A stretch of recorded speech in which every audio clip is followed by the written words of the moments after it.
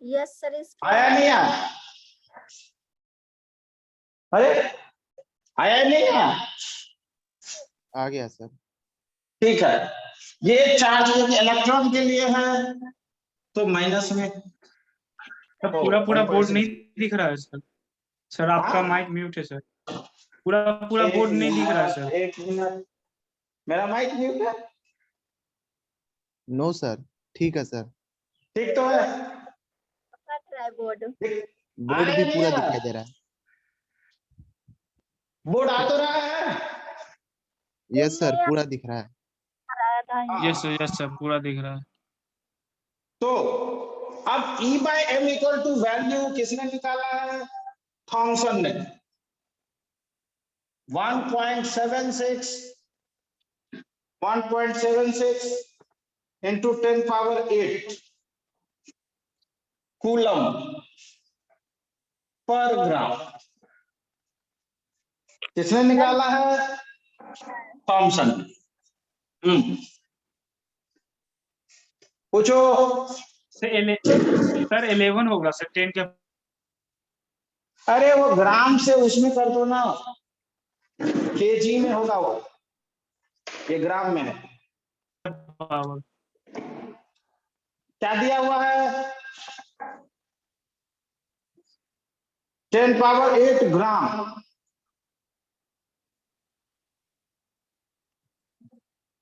ग्राम में है, कूलम ग्राम, और ये coulomb.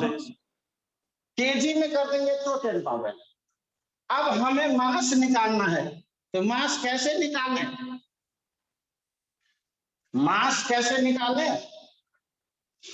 E by E upon M ratio, so that equal to 1.6022 into 10 power minus 19 coulomb upon 1.76 into 10 power 8 coulomb by gram.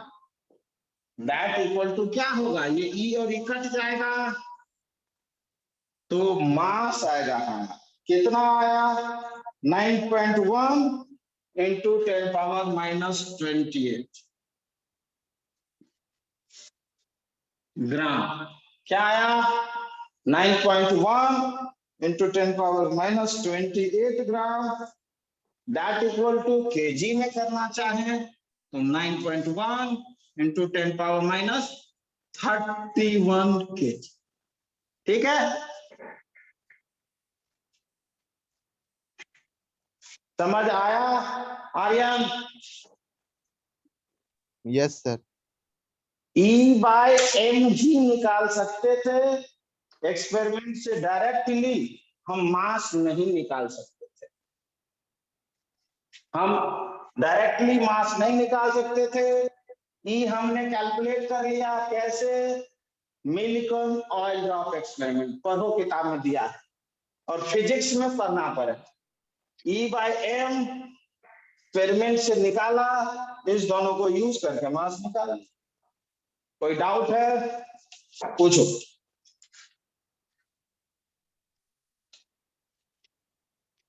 अगला point, origin of, heading डालो।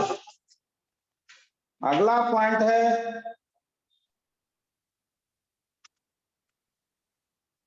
एक और चीज लिख लो, relative mass, mass of electron related to hydrogen.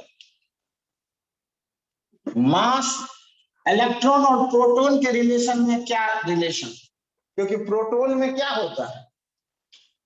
एक ही proton होगा hydrogen में।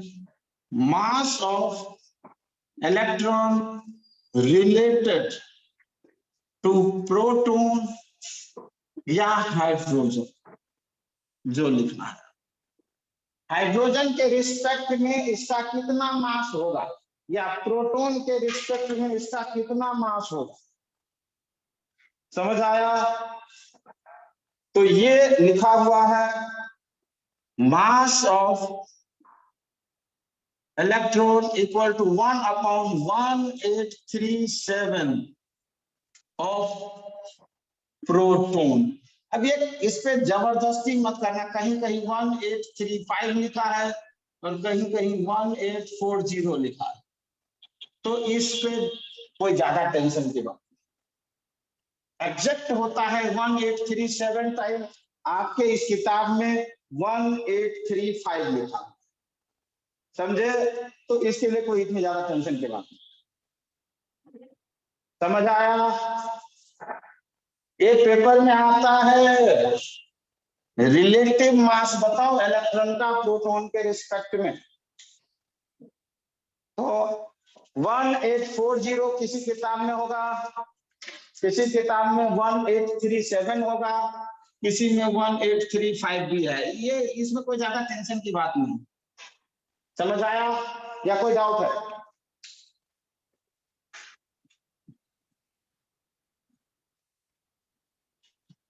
किसी को कोई डाउट है? अदिति, अरे प्रेमानंद, सुराज कहाँ पर है? सर वो तो घर पे है सर। तो वो क्यों नहीं क्लास कर रहा है, कहाँ गायब हो गया है? सर पता नहीं सर, वो शाम वाला हो सकता है करेगा। चलो ठीक है, इसमें किसी को कोई डाउट है तो बता दो। No sir. कोई डाउट नहीं? चलिए No, ये वाला sir. पार्ट हमारा कंप्लीट, ये वाला पार्ट हमारा कंप्लीट हो गया। अब हम आगे करते हैं, कैथोड रेज ओरिजिनेट कहां से हुआ, ये क्वेश्चन भी बार बार पूछता है, बार बार। फिर मैं एक बनाता हूं डिस्चार्ज ट्यूब। हमारे घर के अंदर प्रेमानंद कौन सा चीज है जो डिस्चार्ज ट्यूब की तरह काम करता है? सर वो ट्यूबलाइट सर। हाँ, ट्यूबलाइट हमारे घर का है जो डिस्चार्ज ट्यूब की तरह बनता है। अब हमने यहाँ अलग अलग गैसेस लिया था और अलग अलग गैस लेकर के एक्सपेरिमेंट किया। क्या किया हमने? अलग अलग गैस, कभी हाइड्रोजन, कभी ऑक्सीजन, कभी नाइट्रोजन, कभी सारे अलग अलग लेकर के एक्सपेरिमेंट किया। ये तो दिखता तो है नहीं। कैथोड रेज कहां से ओरिजिनेट हुआ, ओरिजिन ऑफ कैथोड रेज, ये क्वेश्चन बार बार पूछता है।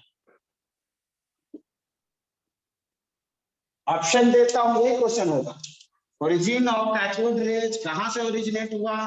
ए ऑप्शन कैथोड से, बी ऑप्शन एनोड से, सी ऑप्शन गैसेज से, D option cathode and gases, और E option anode and gases.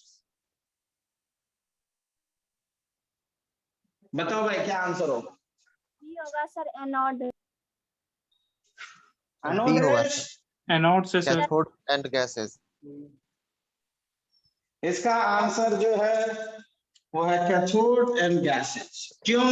देखिए यहाँ लिखा है, यहाँ हमने कितने दिखाए हैं, कितने दिखाए हैं? 3 यहाँ कितने? 4 यहाँ 5 है सर, यहाँ बहुत सारा है। ज्यादा होगा। कैसे हो रहा है, बीच में क्या चीज है? आंसर तो यही है, गैस है सर। लेकिन किताब में ये ऐसा लिखा ही नहीं है। मैं तो हिंट दे दिया हूँ, किताब में तो होगा। ये क्या हुआ, ये गैसेस को हिट किया तो इसमें से फिर अलग अलग टूटा, इसीलिए ज्यादा हो गया। फिर ये गैसेस को हिट किया, फिर ये टूटा, इसीलिए ये बढ़ता जा रहा है। गैसेस तो बहुत सारे हैं, तो आंसर क्या होगा बच्चों? Cathode and gas. यही सवाल पूछ दिया।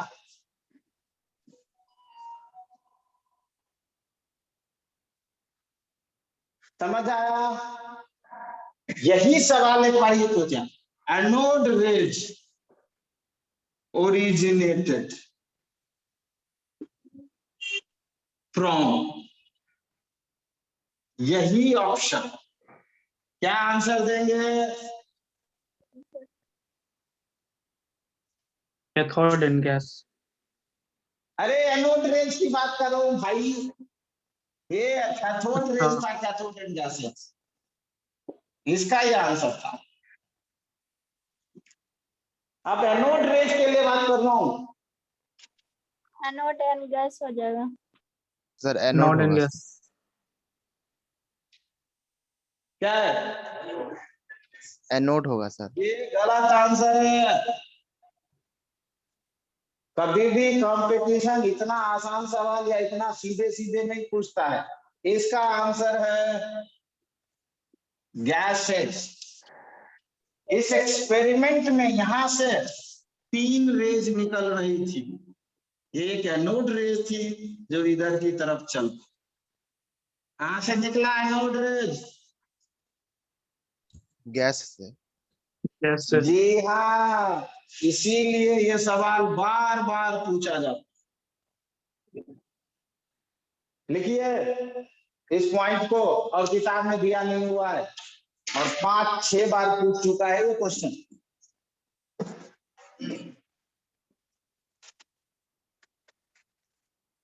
दोनों क्वेश्चन लिखिए और दोनों के आंसर लिखिए।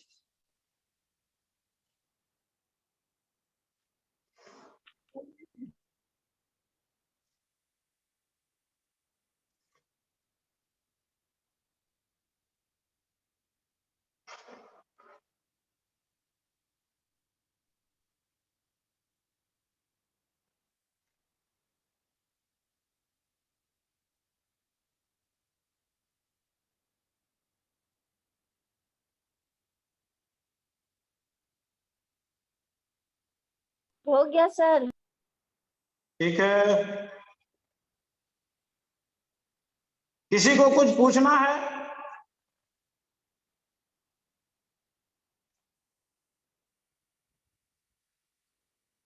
सर तीसरा रे हेमानंद, एक। Yes sir. कुछ पूछना है देखो। उसमें से एक तो यस सर, वो 3 रे निकलता है ना सर। एक, एक गैस से 3 रे निकलता है ना सर। वो तीसरा रे फिर कहाँ जाता है सर? वो न्यूट्रॉन है बस। एक तो एक प्रोटॉन, बैक। एक प्रोटॉन, एक इलेक्ट्रॉन और एक न्यूट्रॉन। अभी करेंगे। जैसे जैसे जो न्यूट्रॉन आगे वहीं बढ़ रह जाता रहा है क्या है सर? वो कैथोड है, जो अभी बढ़ा, जो पीछे की तरफ घूम गया वो एनोड है। समझे? Yes sir. अब हम आगे करेंगे। Yes sir. इसमें कोई डाउट है किसी को इस क्वेश्चन में? किसी बच्चे को कोई डाउट है इस क्वेश्चन में, जो क्वेश्चन हमने पढ़ाया है? अब तो ये गलती नहीं होगा। यदि ये क्वेश्चन आता है तो बना देंगे। Yes sir. बोलो भाई। ठीक है, तो ये पार्ट मेरा फिनिश, कैथोड रेज का पूरा पार्ट फिनिश। अब हम करते हैं, देखो, अरे रहने ही दो इसको यार, इसको फिर बनाना पड़ेगा। अब हम करते हैं discovery of anode rays. Discovery of क्या? Anode rays. एनोड। कैसे साइंटिस्ट ढूंढते हैं किसी चीज को, कैसे पता लगाते हैं साइंटिस्ट? आपको पता है कैसे करते हैं? वो एनालिसिस करते हैं। उसने क्या किया साइंटिस्ट ने? ये एक एटम है, ये एक एटम है, एटम को चेक किया तो ये क्या था? न्यूट्रॉन। एटम को चेक किया तो कैसा दिखा? न्यूट्रल। न्यूट्रॉन। बाद में पता चला अरे इसके अंदर तो कुछ निगेटिव है, तो negative plus something equal to neutral. यदि ये निगेटिव ही इसके अंदर होता तो ये कैसा आना चाहिए था? न्यूट्रल। निगेटिव, निगेटिव ही होता तो कैसा आना चाहिए था, निगेटिव। लेकिन एक्सपेरिमेंट से कैसा आ रहा है, न्यूट्रल। न्यूट्रल आ रहा है सर। तो इसका मतलब इसमें कुछ है, अब वो क्या कुछ है, पॉजिटिव कुछ है। क्या समझे, एक गिलास दूध दिया हमने, मान लो दूध का वजन 250 ग्राम है और गिलास का वजन 150 ग्राम है। वजन किया तो कितना होना चाहिए था, 400 ग्राम, लेकिन आपने वजन किया तो 450 आ रहा है। इसका मतलब क्या, 50 ग्राम कुछ और है सर। 50 ग्राम कुछ और। समझ आया, साइंटिस्ट हवा में नहीं बात करते, क्या समझे, बहुत सोचते हैं और फिर उस पर रिसर्च करते हैं। यूं ही कुछ नहीं ढूंढना शुरू कर देते हैं कि चलो कुछ ढूंढते हैं, क्या समझे, बहुत कैलकुलेट करके फिर ही करते हैं एक्सपेरिमेंट। और हम लोग देखते हैं छोटे से छोटे चीज का डिस्कवरी हमारे लिए कहते हैं यार कितना आसान सा चीज है, एक छोटे से छोटे चीज का डिस्कवरी आसान चीज है, लेकिन साइंटिस्ट का पूरा जीवन निकल जाता है उसमें।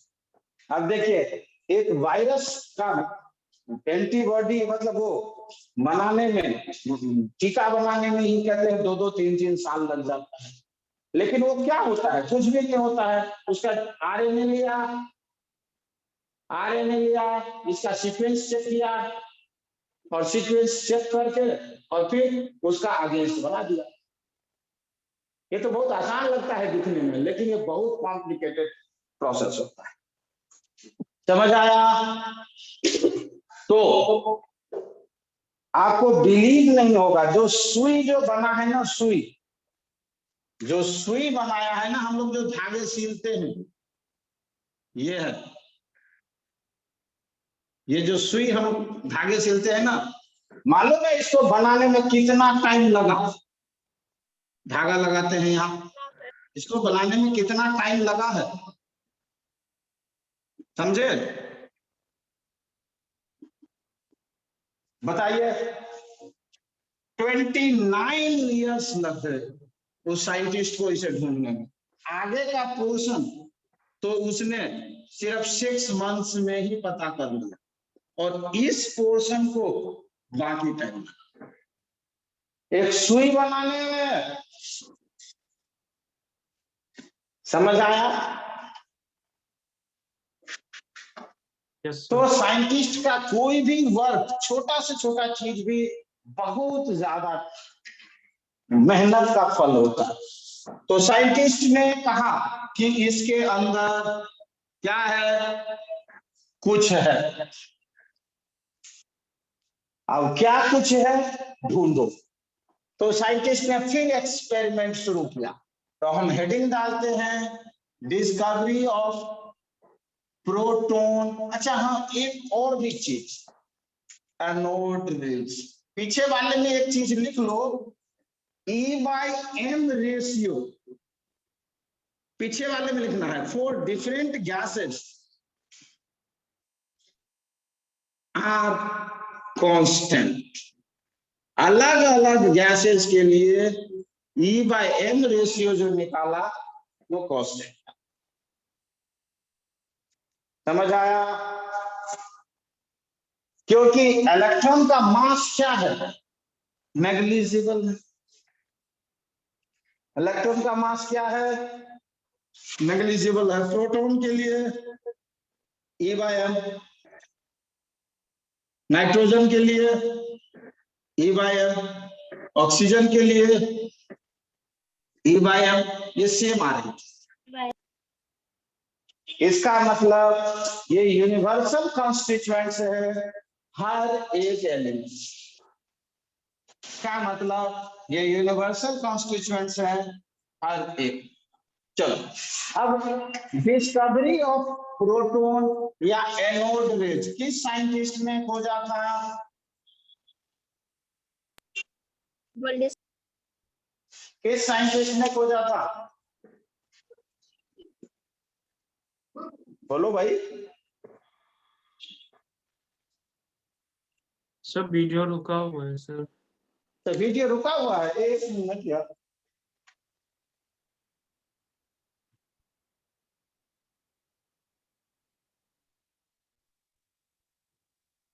आप बताओ। अभी तक तो रुका ही हुआ है सर। 1 मिनट यार। अच्छा, मोबाइल डाटा से चल रहा हो। हाँ बताओ भाई। सही है सर। अब ठीक है ना? ठीक है सर।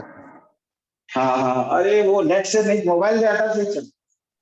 चलो, तो क्या देखा हमने इसमें? क्या डिस्कवरी ऑफ प्रोटॉन या एनोड रेज किसने? ई गोल्डस्टीन।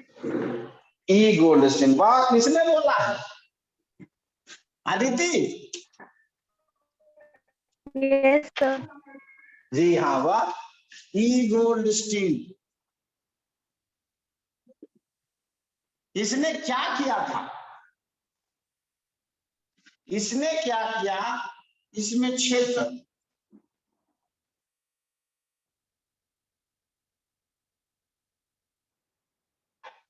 क्या किया? Perforated cathode. क्या किया?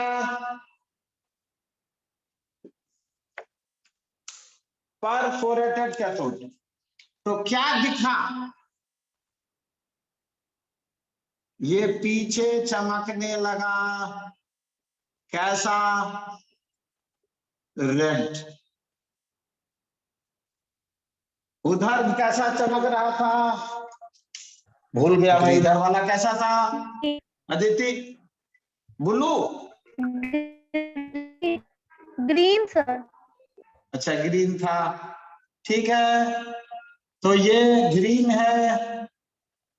अब इधर कैसा चमकने लगा? रेड। रेड। Red glow. इसका क्या मतलब निकलता है? ये छेद किया तब दिखा, ये छेद को पार कर गया। ये तो पहले नहीं जा रहा था वो। जब ये छेद नहीं था तो क्या हो रहा था? नहीं जा रहा था, इसका मतलब है। लेकिन ये बिना छेद का ही चला गया।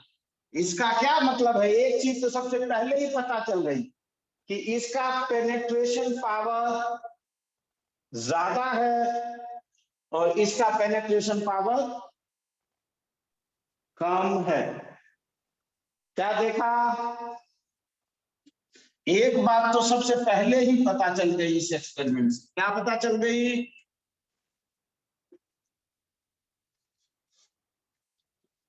इसका पेनेट्रेशन पावर जो है कम है। Anode rays, properties of anode rays. Anode rays की क्या प्रॉपर्टी है? पहला, the penetration power of anode rays is very less than cathode rays. समझ आया? क्या देखा?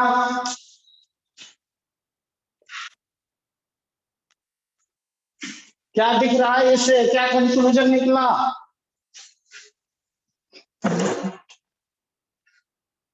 पहले उसमें छेद नहीं था तो क्या हो रहा था?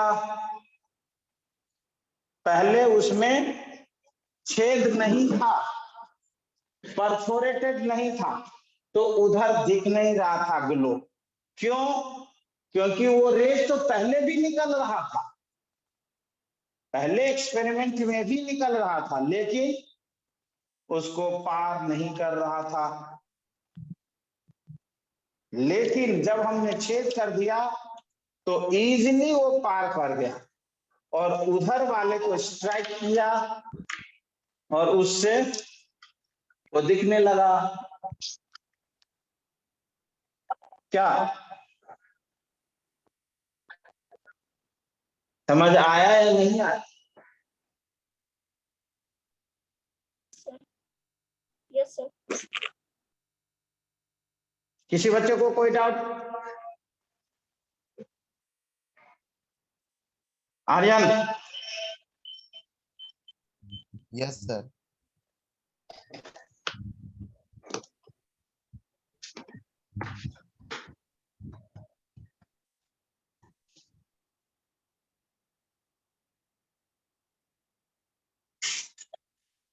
किसी को कुछ पूछना है तो बोलो भाई।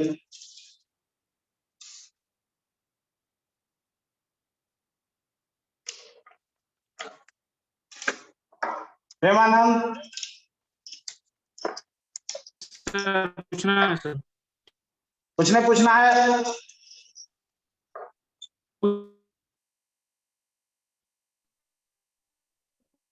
अदिति?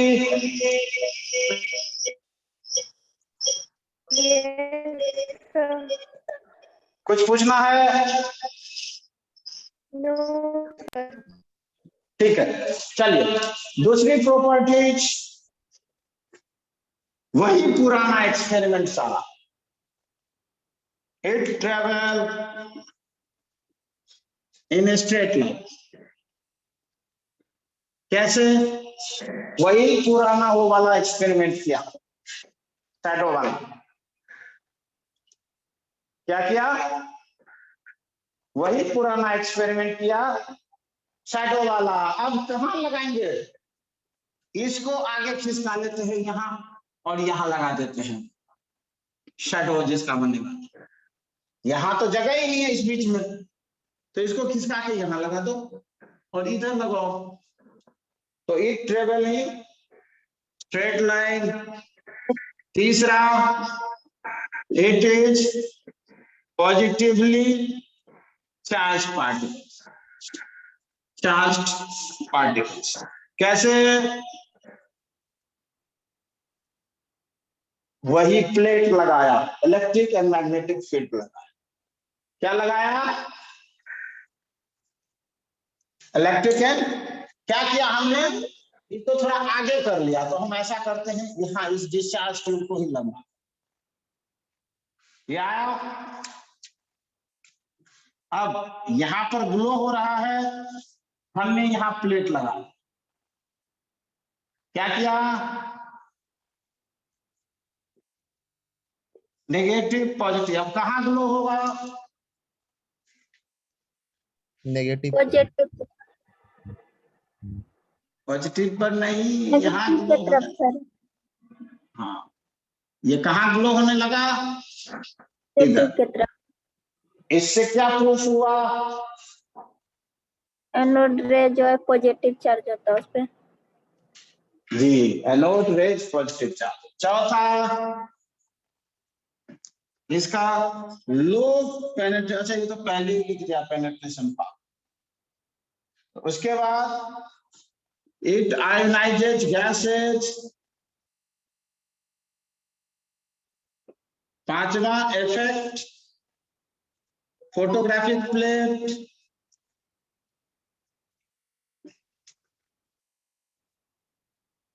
एंड जेटेनस screen.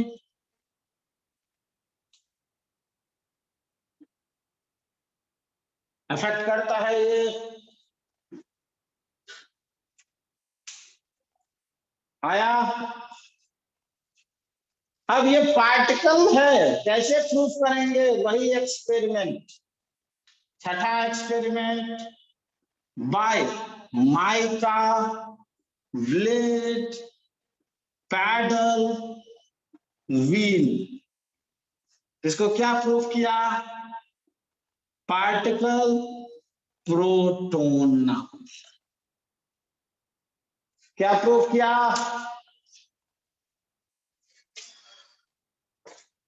Mica blade paddle wheel यहां लगा देंगे बीच में, क्या होगा? रोटेट करना शुरू। इससे क्या प्रूफ हुआ? कि ये काइनेटिक एनर्जी पॉजेस करता है। इससे क्या प्रूफ होगा? ये पार्टिकल है। समझ आया? अब अलग अलग गैसेस के लिए E/m रेशियो डिफरेंट आ रही थी। ये याद रखना है या मतलब ध्यान रखना है, डिफरेंट फॉर डिफरेंट गैसेस। उसमें क्या था? सेम था। सेम आ रहा था डिफरेंट गैस के लिए भी। जी हाँ, और यहाँ अलग अलग गैसेस के लिए E/m रेशियो जो है डिफरेंट आ रहा है। वो अलग अलग आ रही है। तो इसने फिर हाइड्रोजन के लिए चेक किया।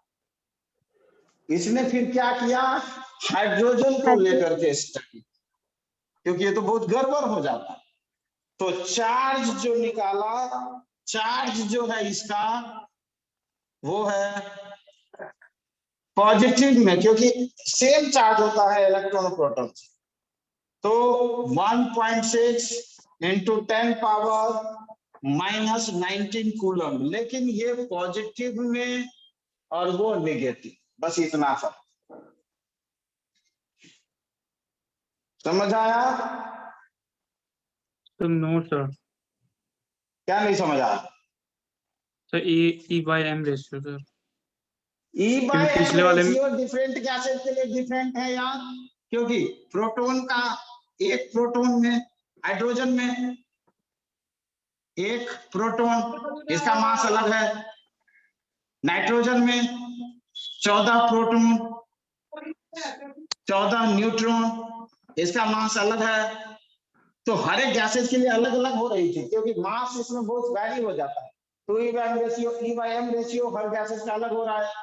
हाइड्रोजन में न्यूट्रॉन ही नहीं है, कार्बन में न्यूट्रॉन है, प्रोटॉन में न्यूट्रॉन है, और उसका मास अलग। तो इसीलिए E/m रेशियो डिफरेंट गैसेस के लिए डिफरेंट थी। तो ये तो बहुत स्टडी कैसे करे फिर? तो उसने हाइड्रोजन को लेकर के स्टडी किया। क्या किया उसने? हाइड्रोजन को लेकर के स्टडी। समझ आया?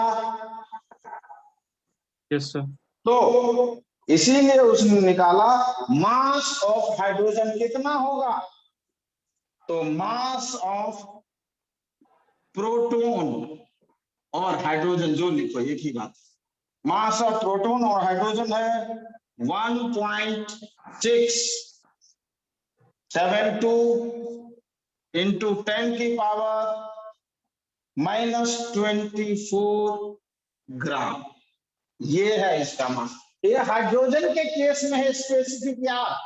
पिछला जो निकाला था, ये भी क्वेश्चन में पूछ देता है। पिछला जो निकाला था वो किसी भी गैसेस को लेकर के कर लो, लेकिन एनोड हाइड्रोजन के रिस्पेक्ट में ही निकाला गया। समझ आया? इसीलिए हमने वहां लिखा था relative mass of electron with किसके रिस्पेक्ट में? रिस्पेक्ट था हाइड्रोजन और प्रोटॉन जो लोग 1/18 क्या था यार? 1835 या 37। 37 ये था। ये वो किसके रिस्पेक्ट में था? इलेक्ट्रॉन का निकालेंगे तो कोई भी गैस निकालो, क्योंकि इलेक्ट्रॉन का मास तो नेग्लेक्ट है, लेकिन इलेक्ट्रॉन का मास नेग्लेक्ट है। देखो चेक करके बता देता हूँ, अरे यार लोगों का तो पता नहीं चलता है। देखो मैं हाइड्रोजन के रिस्पेक्ट में लेता हूँ, हाइड्रोजन के रिस्पेक्ट में E/m चार्ज लिया, कुछ भी मान लो x, मास कितना है? नेग्लिजिबल 0। तो कोई भी चीज का 0 ले लेंगे तो क्या हो जाएगा? इंफिनिटी। ऑक्सीजन के लिए चार्ज बाय मास, इलेक्ट्रॉन का मास कितना होगा? y/0 इक्वल टू तो इंफिनिटी। इंफिनिटी हो जाएगा।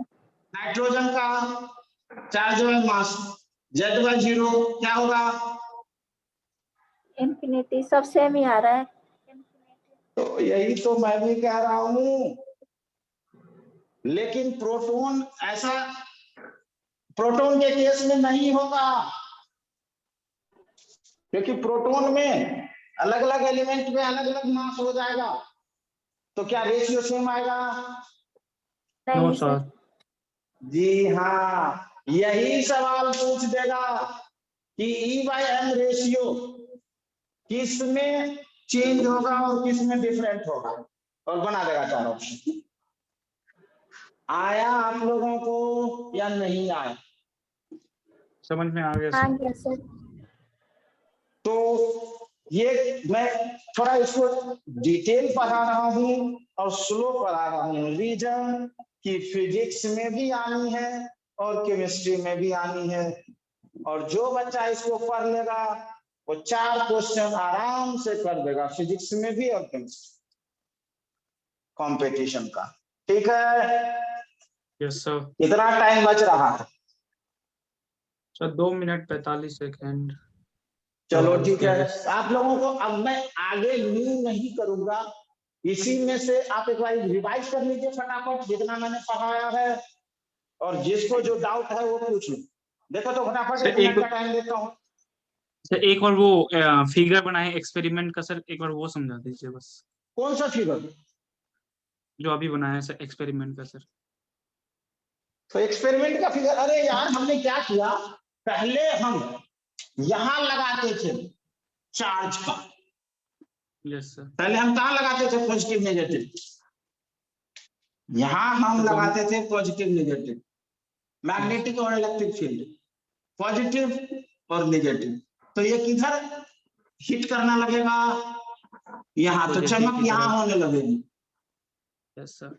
लेकिन जब मैं यहाँ और यहाँ दोनों जगह लगा दूं तो क्या होगा, ये यहाँ चमक रहा है, यहाँ पर निगेटिव है और यहाँ पॉजिटिव है, तो ये वाला जो रेज था वो कहाँ गया? पॉजिटिव की तरफ, और ये वाला जो रेज है वो कहाँ गया? नेगेटिव की तरफ। इसका मतलब ये कैसा है? ये है पॉजिटिव, और ये कैसा पॉजिटिव है? चार्ज। नेगेटिव हो नेगेटिव गया। नेगेटिव। और किसी को पूछा इसका पेनिट्रेशन पावर ज्यादा क्यों है? कोई आंसर दे सकता है कम क्यों है? एनोड का पेनिट्रेशन पावर बहुत कम है और कैथोड का ज्यादा है, क्यों भाई? सोचो सोचो। सर मास के कारण। जी हाँ, बंदूक की गोली यदि कहीं मारे तो अंदर तक घुस जाएगी, लेकिन तोप का गोला अंदर तक थोड़े घुसेगा। जितना कम मास, बंदूक की गोली बहुत छोटी रखी जाती है और नुकीली, क्यों? बहुत अंदर तक पेनेट्रेट कर है। तो जितना छोटा मास होगा उतना ज्यादा पेनेट्रेट करेगा, जितना बड़ा मास होगा उतना कम पेनेट्रेट करेगा। तो इलेक्ट्रॉन का तो मास नेग्लिजिबल था और प्रोटॉन का मास ज्यादा है, तो कौन ज्यादा अंदर तक घुस जाएगा? इलेक्ट्रॉन। हो गया। कोई डाउट? हाँ सर।